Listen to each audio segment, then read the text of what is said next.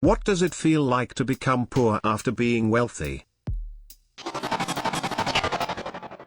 It's absolutely horrible.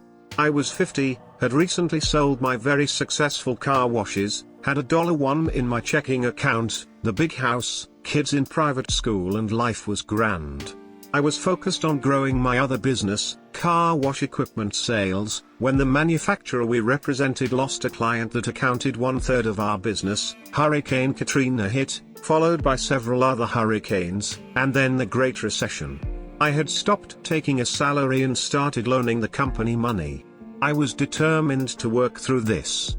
I even spent my retirement in a last attempt to turn things around. Fast forward, the company was broke, I was broke, and I couldn't pay the house mortgage. I had to give up the house and shut down the business.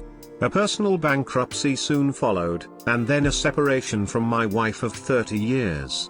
The stress was unbearable, and I contemplated suicide. The only thing that stopped me was that my dad had taken his life when I was 26, and I knew firsthand the pain that my loved ones would bear for my actions. The worst part is the loss of self-confidence and depression, followed by the loss of friends. It's amazing how quickly they disappear. I will say that 2 friends stuck by me. One in particular would check on me and take me out to ride his motorcycles to help take my mind off of things. I moved into a friend's rental property and I started looking for work. I had owned my own companies since college, was a past Entrepreneur of the Year finalist, and had never really worked for anyone. At the worst, I was working at a construction company repairing equipment in their yard, collecting food stamps and living alone. Fast forward a couple of years.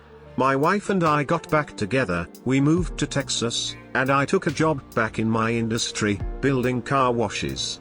We now rent a nice home, and were recently able to buy a nice used car. It gets better every day. I love my job, and I hope to get back into car wash ownership, with investors, while continuing to do what I do. In summary, there are a couple of important lessons to take from this. Good times don't last, bad times don't last. Most of the people who claim to be your friend are only there for the good times. Business associates that you've spent millions of dollars with over decades will instantly turn their back on you when the money stops. Don't ever stop taking care of yourself. Exercise is great for relieving the stress. Face facts. Recognize when you have a losing hand and walk away. And if bankruptcy is inevitable, just do it. Don't procrastinate and stick your head in the sand. Do not ever use your retirement money.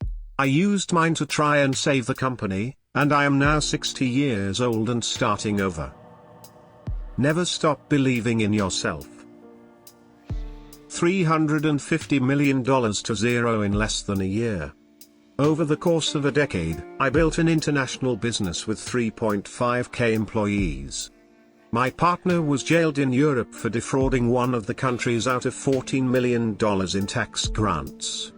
Many of our largest customers, concerned that we would have delivery problems, took production of the designs we completed for them to other MFGs, and instead of receiving the full design fee and dollar per part in manufacturing, we received only the design fee and a royalty based on the production volume that would now be accomplished elsewhere. Our cost structure was based upon having the production volume. When that was reduced drastically, the company could no longer afford the employees and facilities throughout the US, Europe and Asia. It all started to collapse inward. Impossible to stop the run from our production facilities as more customers became concerned. My company dropped $350 million in sales, to zero in less than a year. I had been flying over 200k miles per year on business, and working 80-hour weeks. Tremendous stress. When it was over, fewer friends, crazy debt, a lot of stress, but that subsided over time, and came to know who my true friends were. Like I've always said, money doesn't buy happiness, but it does buy the best form of misery. When you don't have the money, life is much more difficult. But I gained a lot of time to spend with my family. That was the true benefit of losing the company and dollar. I'll answer most civil questions/comments. My family used to be well off as I was growing up. My father owned a multi-million-dollar alteration company that had contracts with MGM for their Cirque du Soleil shows. We had a 4-bedroom house in California and went on vacations and cruises every year.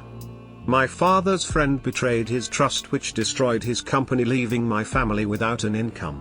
We moved from the large house to a small 2-bedroom apartment. My father tried to open up another business, but it failed.